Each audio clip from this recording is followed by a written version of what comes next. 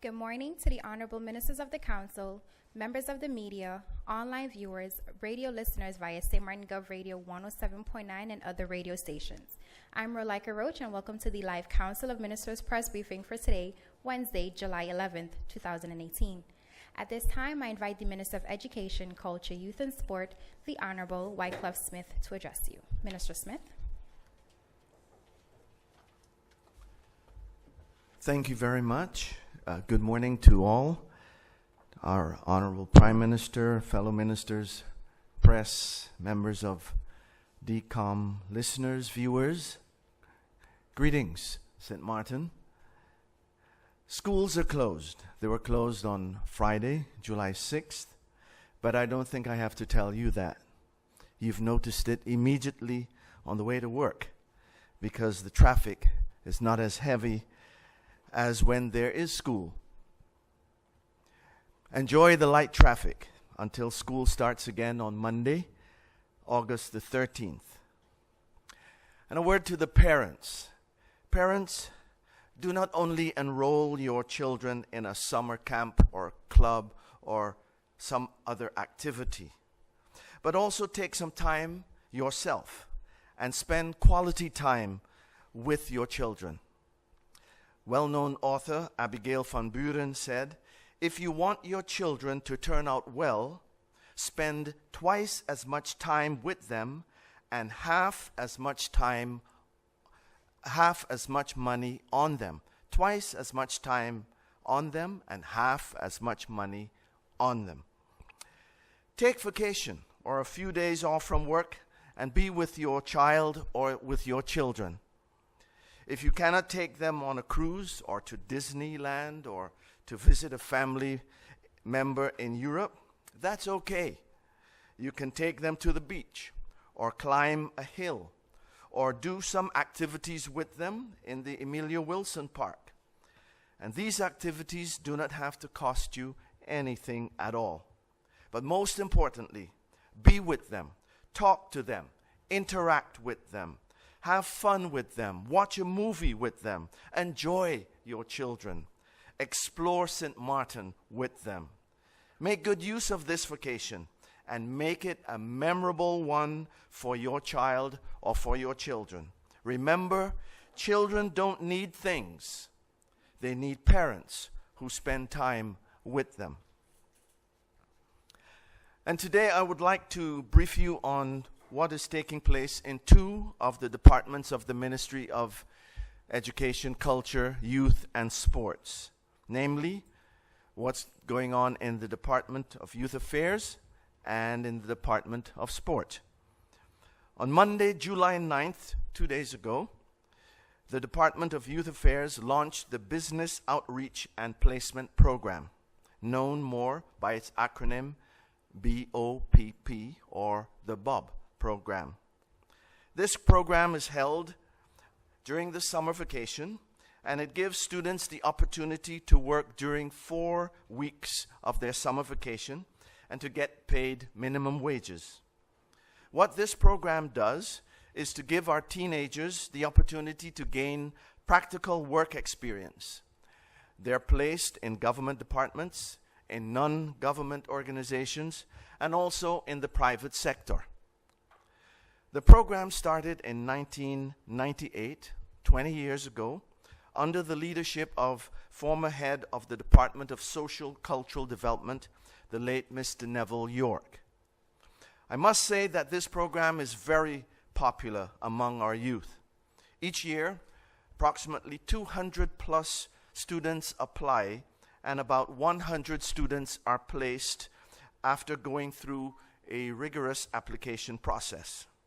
Normally, some 60 students are placed in government departments and approximately 40 students in the private sector, such as in hotels, restaurants, retail stores, and non-government organizations.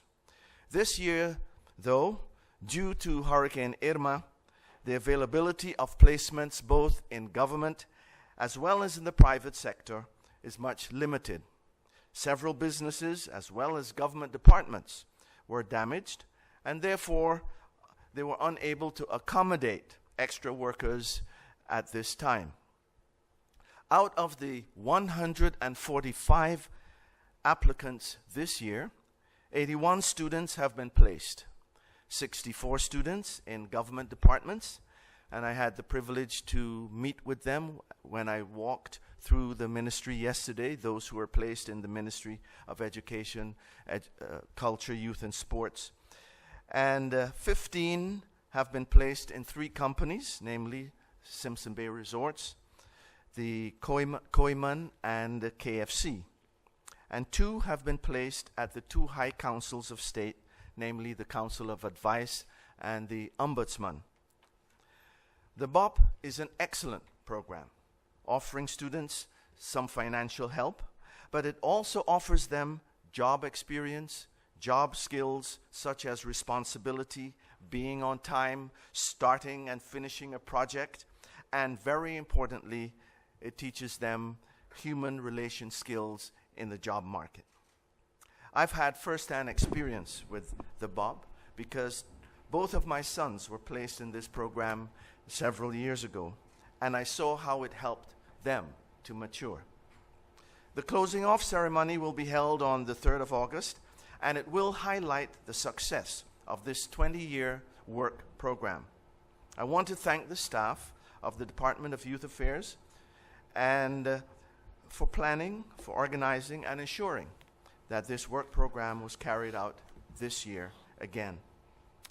Now that was some information on the youth program taking place in the youth department. The next bit of information comes from the Department of Sport. And note, I said sport without the S because I was told the official name is the Department of Sport. So the Department of Sport is holding its 4th annual Sports Open House on Friday, August 24th and Saturday, August 25th at the Raoul Illich Sports Complex in Cahill. So what is the purpose of this Sports Open House? The purpose is to inform and educate all of us, our community, of the importance of sports. It also promotes healthy eating and healthy living. All of this takes place under the theme, Sports Matter. This year, there's also an added feature to the Sports Open House, and that is the creative industries. So the arts, such as dance, theater, film, and gymnastics and others, will also be prominently featured at the 2018 Sports Open House as well. There was a registration period from June 1st through July the 2nd for businesses, schools, and organizations and individuals for them to register to take part in the Sports and Creative Industries Open House. Now, for those who have registered and those who want to get more information, there will be a meeting on Thursday. That's July 12th, tomorrow, at 7 p.m. at the John Larmony Center. If you didn't get to register yet, you can still register during this meeting and get all the necessary information that you need in order to be part of the Sports and Creative Industries Open House.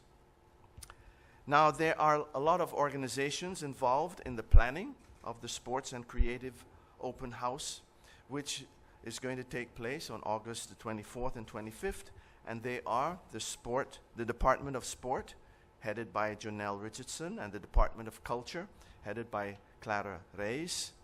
And they're doing this in collaboration with the National Sports Institute, the Division of Educational Innovations, the St. Martin Sports Olympic Federation, the National Sports Organization, and the Creative Industries. So if you want to participate in the Sports and Creative Open House, or if you just want to get more information, please make sure and attend the meeting tomorrow evening, Thursday, July 12th, at 7 p.m. at the John Larmony Center. And I'm sure that the organizers will be more than happy to welcome you to this meeting. This is the information that I want to share with you at this time, and so I thank you very much for your attention.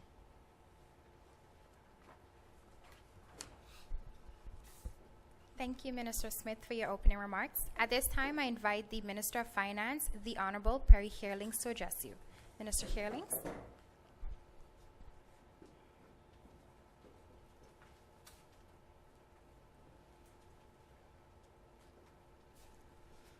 Thank you, Ms. Roach. Good morning to my esteemed colleagues and the press corps. Good morning, St. Martin.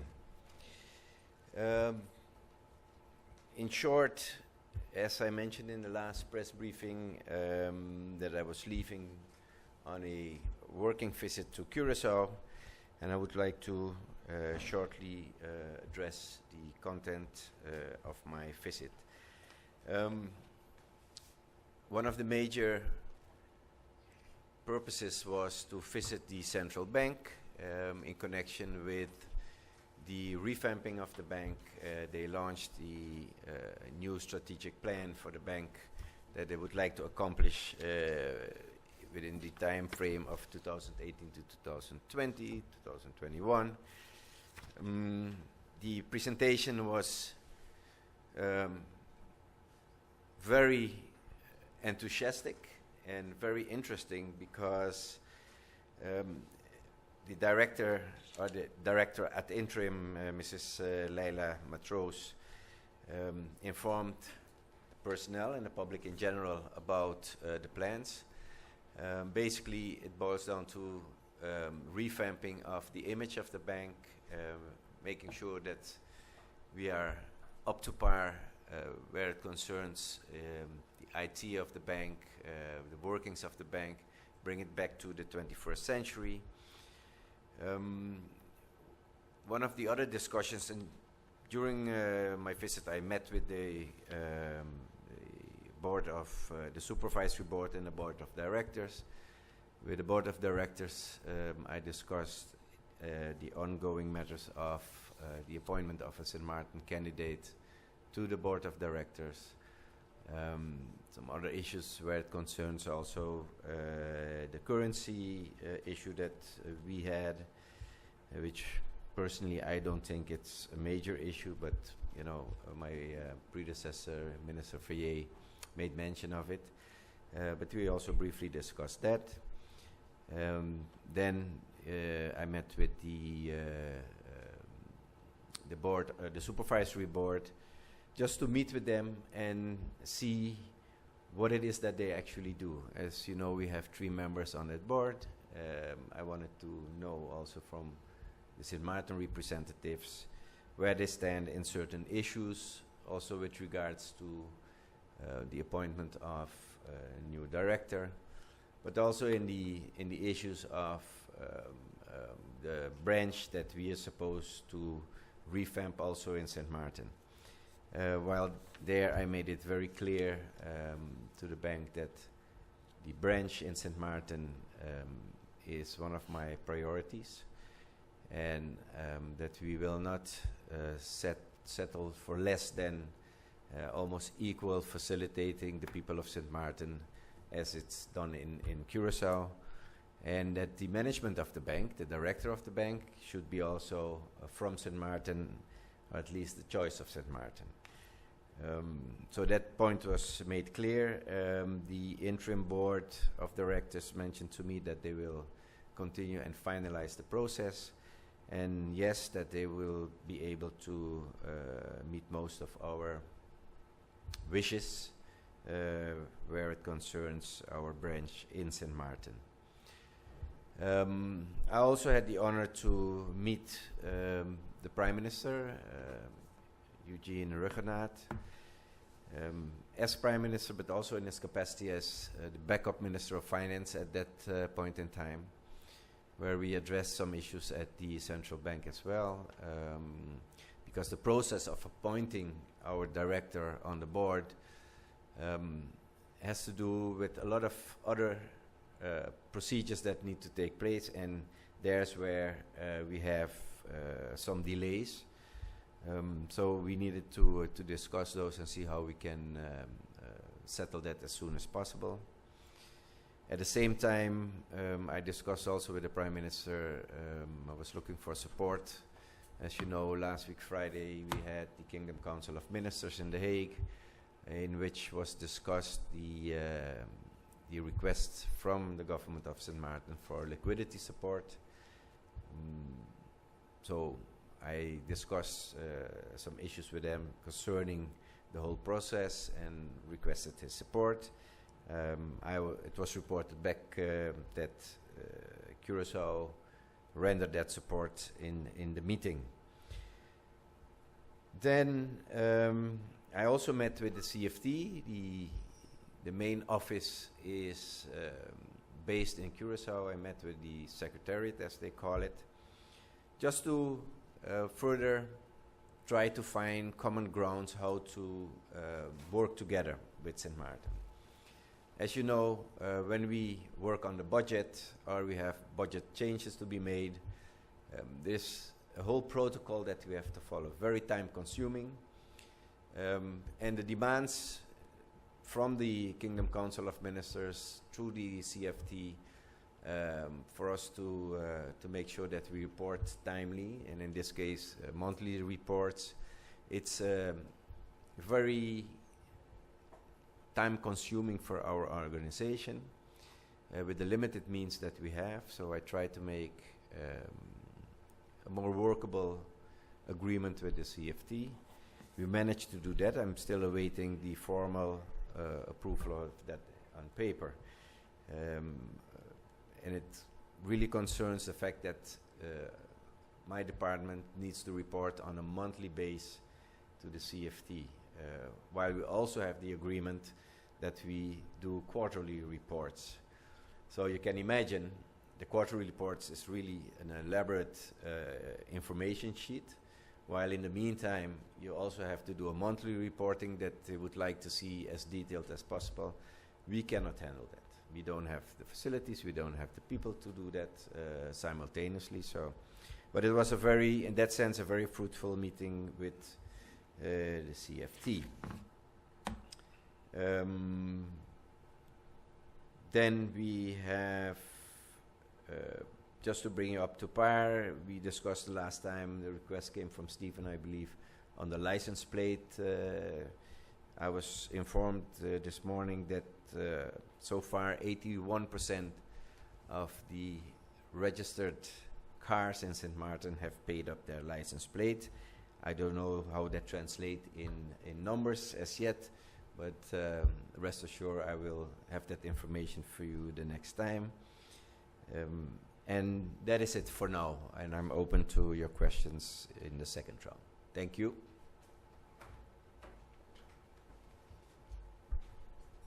Thank you, Minister Heerlings, for your opening remarks. At this time, I invite the Minister of Public Health, Social Development and Labor, the Honorable Emma Lee, to address you. Minister Lee.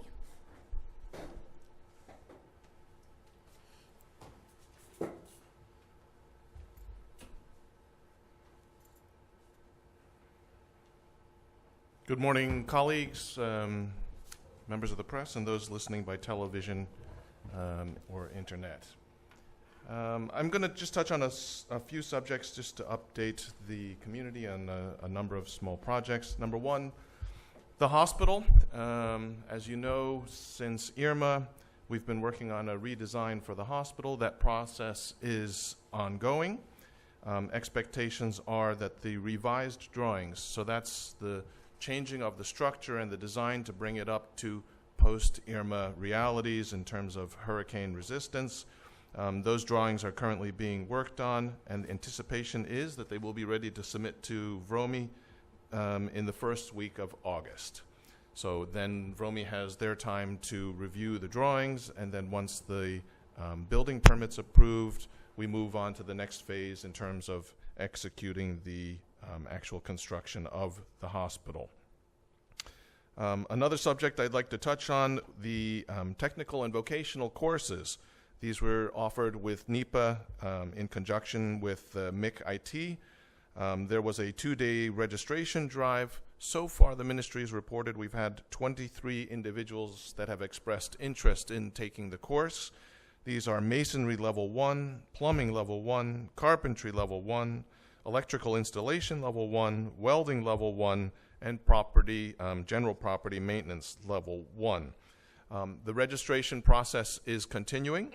Actually, people who are interested in attending these courses can come to the Department of Labor Affairs and Social Services Monday through Friday between 8:30 and 3:30 in the afternoon.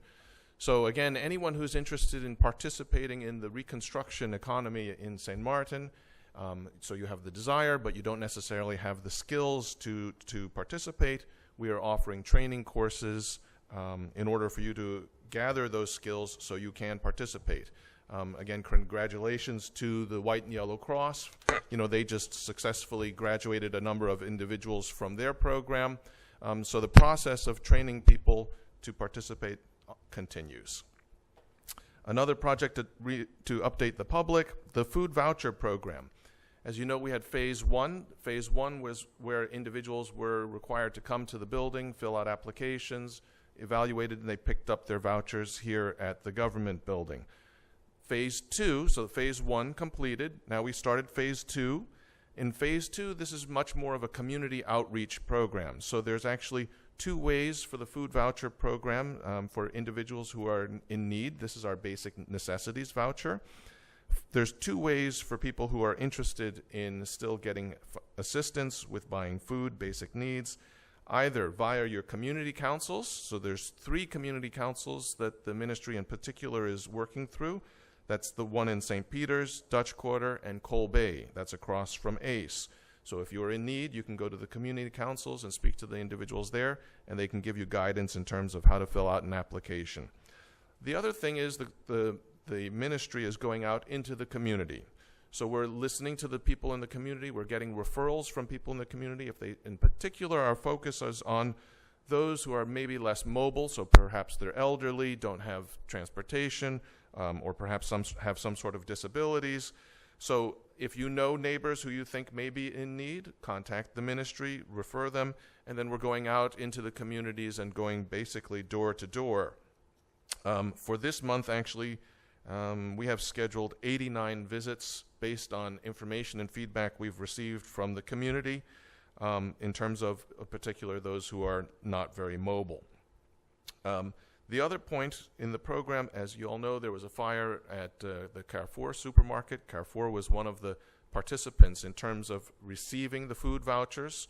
So now, because they're not operational, we've added another supermarket to the program, and that's the Fairway supermarket. That's the one that's the old Sangs supermarket, the one on the way to Point Blanche.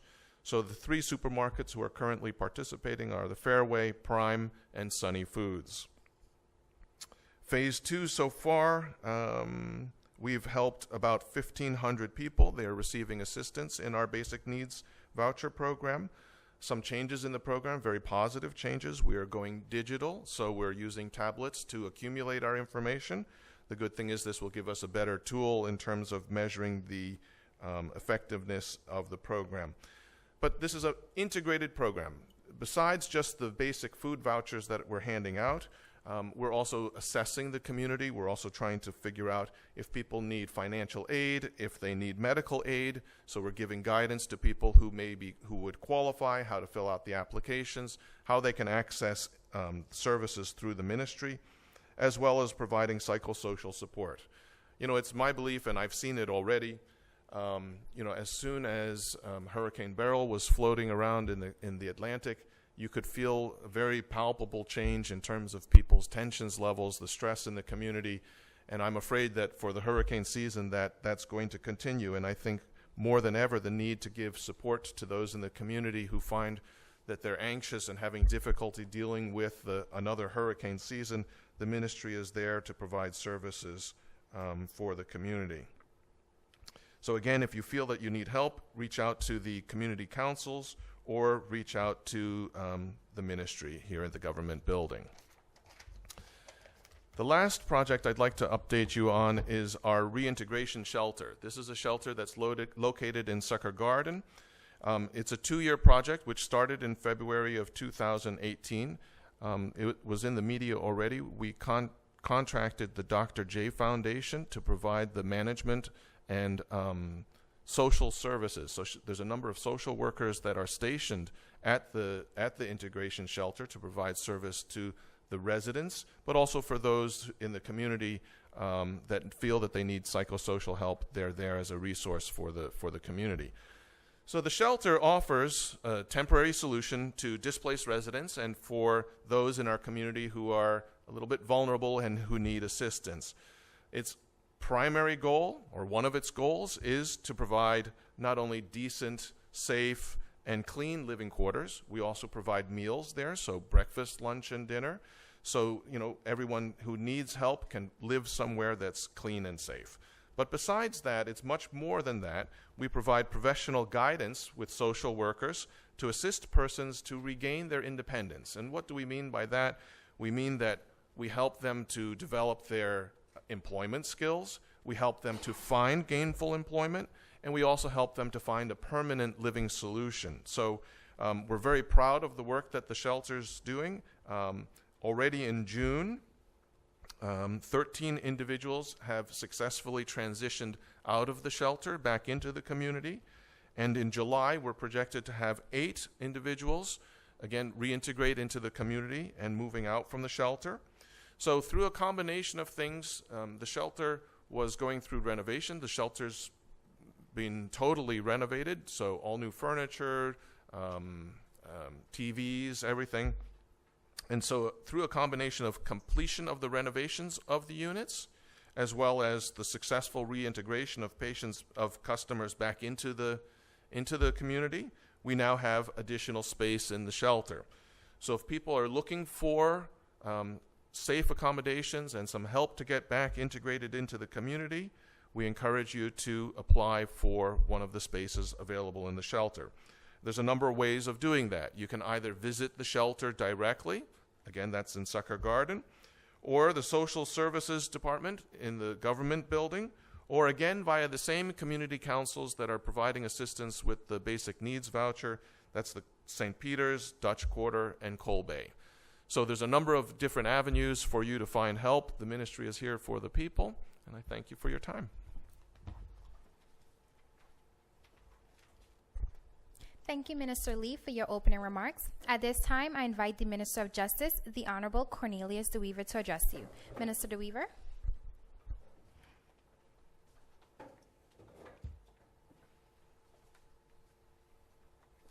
Thank you very much, Ms. Roche. Good morning to my fellow colleagues, Prime Minister. Good morning.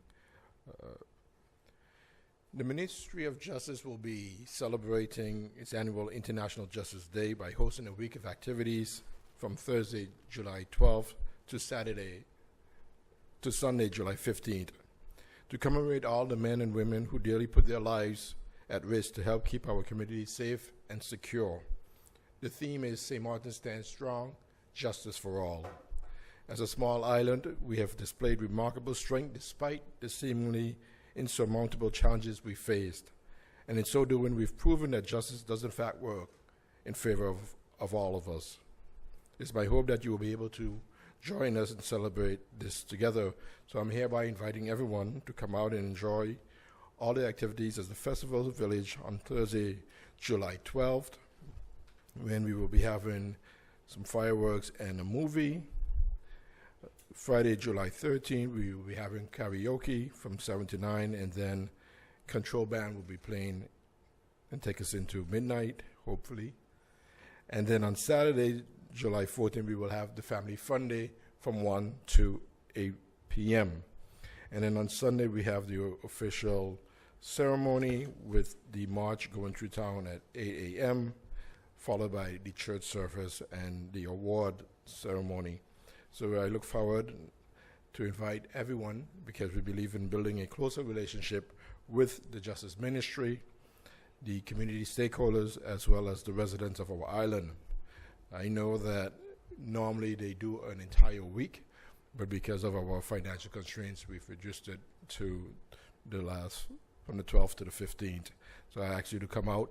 And on a other note, I just received word that one of the police officers, Quentin Rogers, has passed away. I'd like to extend my sympathy to his family, his friends, and to the force and ministry in general, and Godspeed. Thank you very much.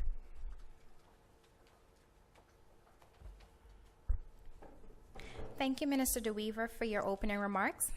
The Minister of Public Housing, Spatial Planning, Environment and Infrastructure, the Honorable Miklos Hitterson, will not be making an opening statement, but is available for any questions the media may have.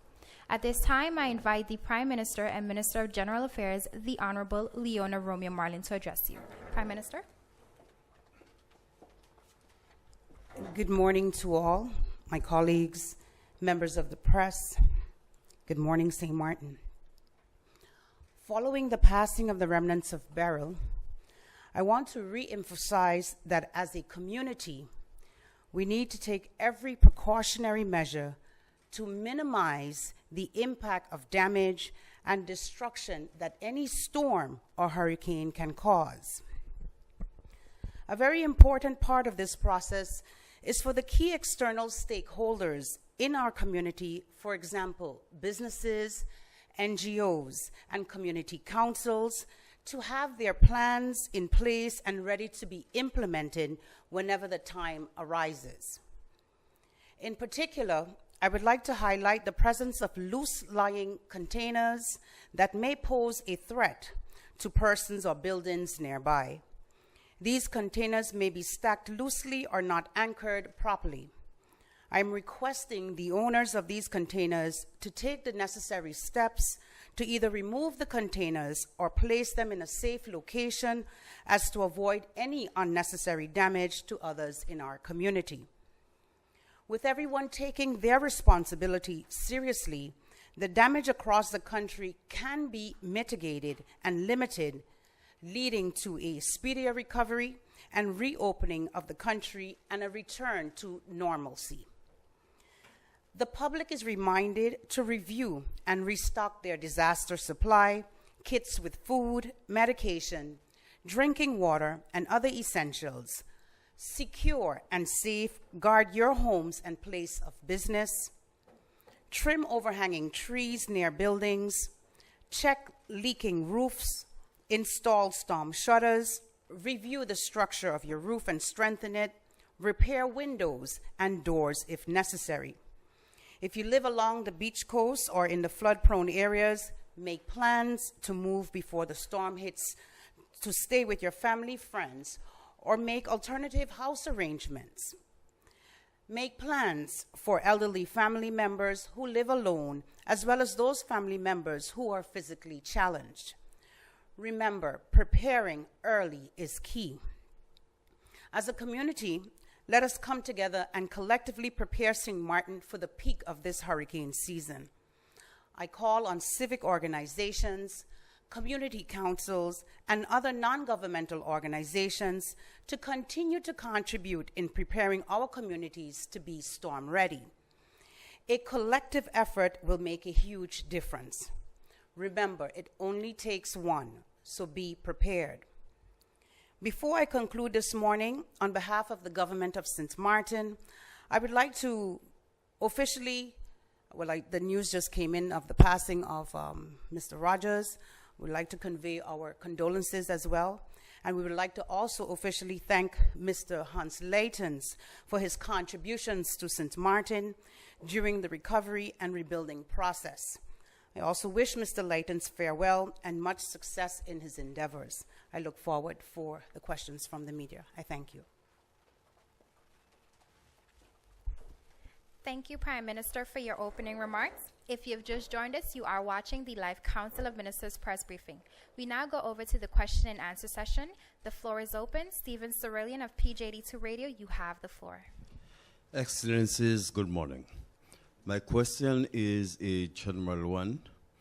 I need to know what is government's plans for the following.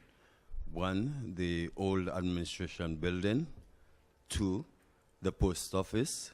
3, the old fire department. 4, the marketplace. And 5th, the parking lot.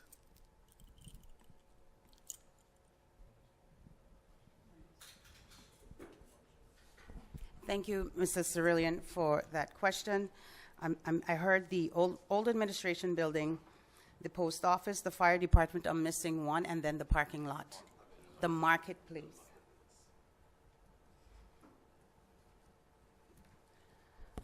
Well, I know that the old fire department will be demolished. That has been already a decision by the Council of Ministers. We are looking also into the old administration building being demolished. The marketplace and the parking lot and the post office, within short, there is going to be a plan of such, and then we will make sure that the general public have that information. But there are plans to do something with those three areas. The parking lot, I believe, which parking lot? The one here at the government administration building?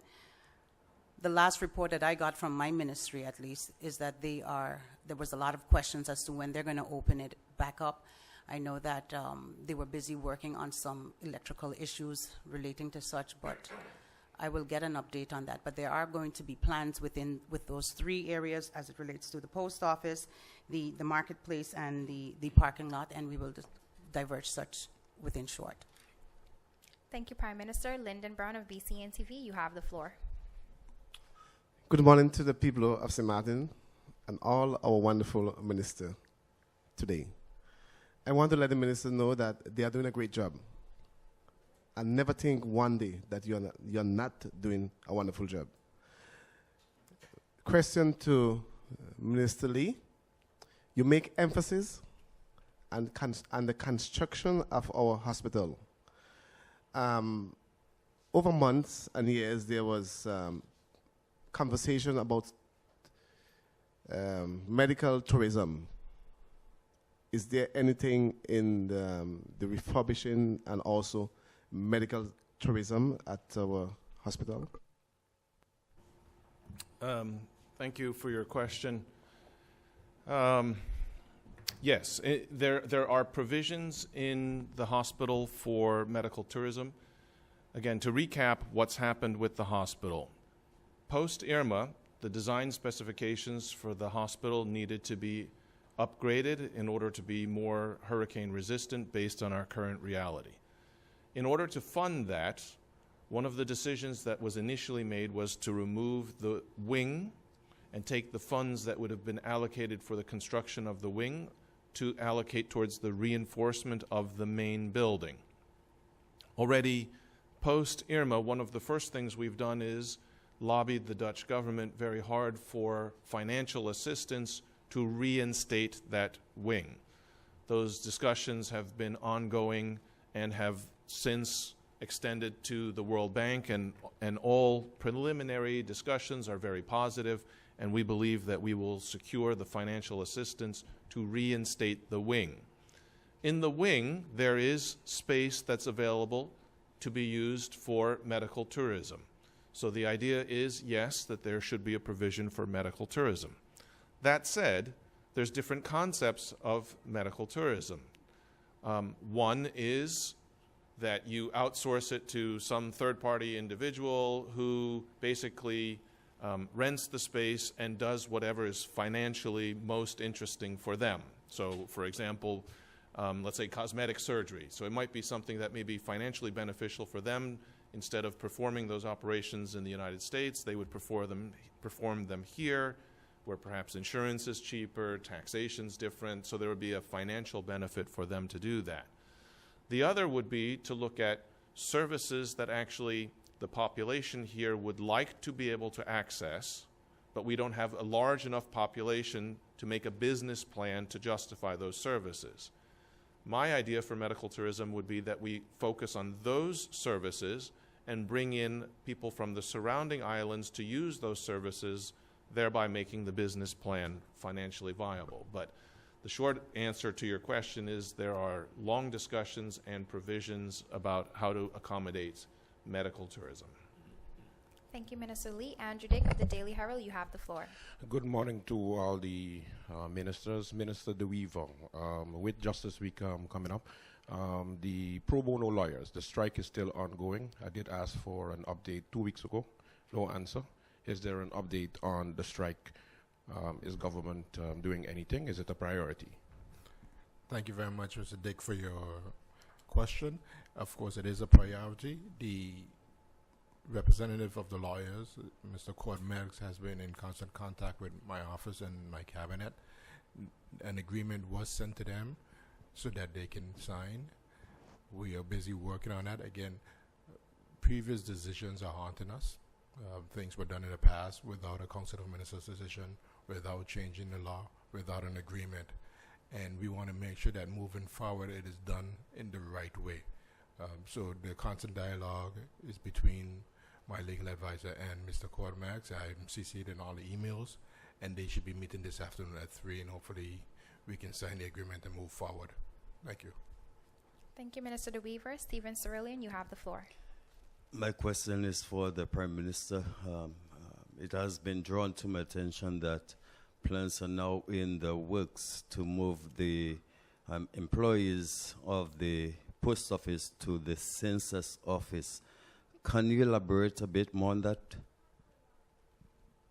Yes, indeed. And again, thank you for that question. We are busy trying to resolve, and as you know, for a couple of years now, the post office, there were issues and challenges at the post office.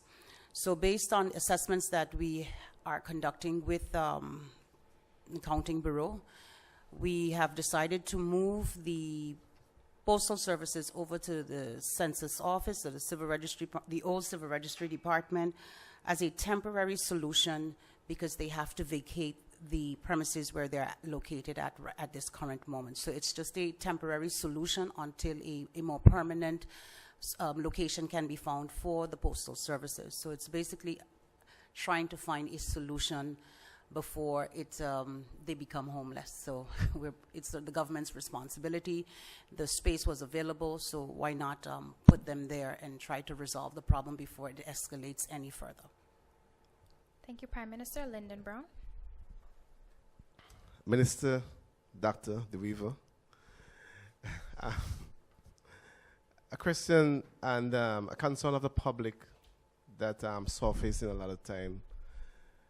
What is the criteria for police officers to become acting prosecutor? For this reason, there are some police officers I understand who are acting prosecutor. Is that have come to your ears? Make it plain. Explain it to the people of St. Martin, because some people are confused. Thank you, Mr. Brown. I am aware that certain officers do carry out that task, but the criteria for it, I am not sure. I will have to get back to you with that information. Thanks. Thank you, Minister DeWeaver. Andrew Dick. Yes, I'm between two ministers. Let's start with Minister Smith. Concerning the pavilions, some educators have some concerns with the hurricane season being here. When will it be taken down? When will they be taken down? No, only the MAC is using their own, but the others are just standing there. So is there a plan for the pavilions to ship them back to the Netherlands? Thank you very much for that question, Mr. Dick. Yes, there is a plan to take down the pavilions as soon as possible. In fact, yesterday there was a discussion between the Secretary General and her staff and a company on St. Martin to start to dismantle them. So that they should be down fairly soon, before the peak of the season for sure. Thank you, Minister Smith. We now move on to the final round of questions. Stephen Cerulean, you have the floor. Ms. Daly, my question is for you. How close are you now to realizing the physical structure of the medical center being planted? And you said that you're expecting the actual plan for that sometime in August. The groundbreaking for the actual hospital, when can that be expected?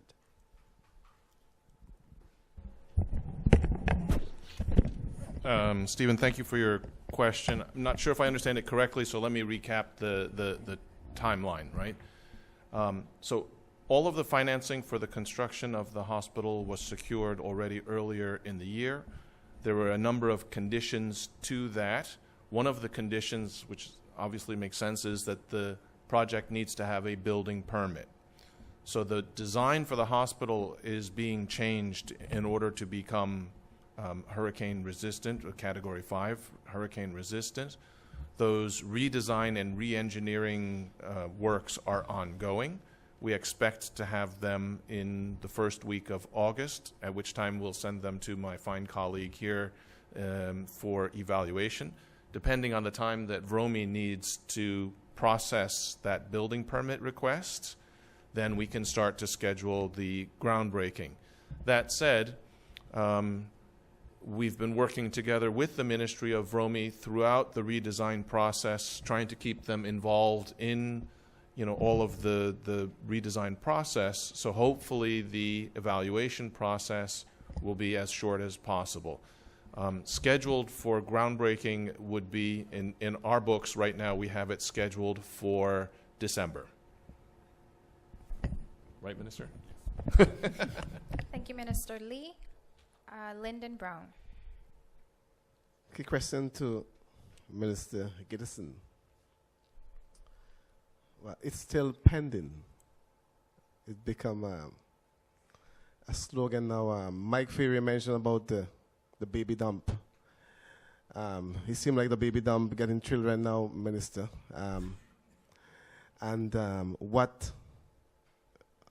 How close are we? Because every day there are still smoke. Of course, let the people of St. Martin know that it's something that you come and meet and is not the fault of this government. But so far, something is happening. Tell us what is happening so far, Minister. Thanks for the question, Mr. Brown, and thanks for the compliments also. Right now, we are scheduled tomorrow to go with the delegations and steering committee of St. Martin, the Netherlands, and the World Bank to visit the dump sites because EENG, which is the consultant for the World Bank, they're busy finalizing their report, their assessment that they did with the bank, with the dump, and tomorrow we are scheduled to go with them on the dump so we can finalize this assessment, because without this assessment, World Bank cannot approve the funds for us to start dealing with the dump. So that's exactly what's going on right now. It's behind the scenes. I know people may not see much work going on site, but behind the scenes, we are working diligently to get this problem solved. So that's what's going on at the moment. Thank you. Thank you, Minister Gittison. Andrew Dick, you have the final question. Yes, Prime Minister, concerning the fire department, we know that on Monday they came here and asked for a meeting. You did meet with them. I did ask for some information. Are you prepared to give some information now concerning that? Go ahead. Ask the As far question. as the change of management, what's your ministry's position on that, and why the change? The change of management, I'm not sure there was a change in management. Resignation. I'm not sure there was a resignation either. But I know that the firemen came to my person on Monday with some concerns that they had. And of course, you cannot speak of individual cases because that's privacy of the individual. Nevertheless, their concerns were about their function book. Their concerns were about their educational courses. Of course, they were very much appreciative of specific individuals that have assisted them in obtaining significant progress within their duties or career as firemen. That individual has done a lot for them, and they are, through their gratitude, I believe they came to discuss and want the individual to stay. But of course, as government, you cannot force anyone to stay on, and that's a personal decision that has to be made. But nevertheless, I'm more focused on what needs to get done for the fire department. as I told them that I was going to take their function book and give it to a company that is assisting another ministry with their function book, and I have done such. I am waiting for the quotation. I did that yesterday morning at 7 o'clock, as promised. And I'm also in contact with the Prime Minister of, both Prime Ministers of Aruba and Curacao, as it relates to joint agreements that we're, I believe that they're already in the talks. Minister of Justice will be addressing such in the next YVO meeting as it relates to, well, amongst other things, courses, certified courses for the fire department. So I gave them my word that I would look into those matters, and they feel neglected. And I told them that I gave them my word that I would look into that. So as soon as I get the information and I collect the rest of the information that was done perhaps even before, I will come with a plan for the fire department, because they are the ones that are out there saving lives and saving buildings, outing fires. And they've had a really rough year this year, and they have my full attention. Thank you, Prime Minister.